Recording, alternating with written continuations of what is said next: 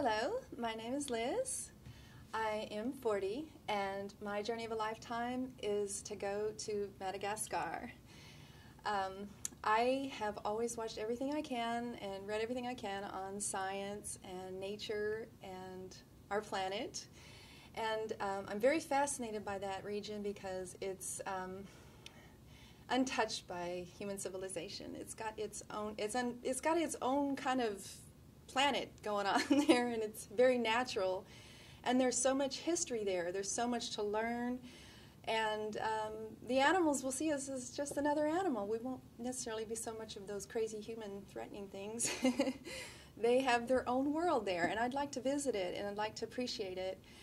And I think all of us should take more time to appreciate nature and to take a chance to see what we have here on this planet, because we're not really respecting it.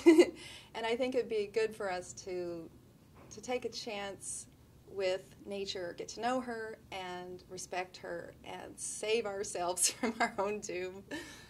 We really need to use energy that is renewable and safe and clean, and we want to save these animals. We want to save us animals, us crazy animals.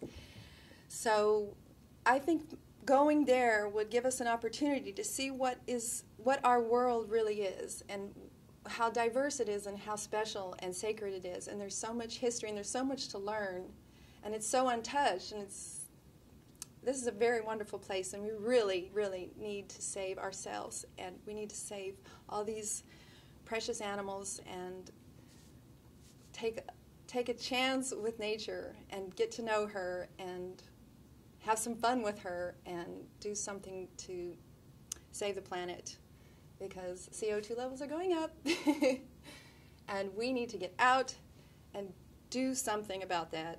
And it will be fun. We'll have a great time there. We'll see things. So pick me, because Madagascar rules, and we got to check it out, see what's there, open our minds, open our eyes, and see what's going on in this little area that we don't really know much about, and save the world. Thank you.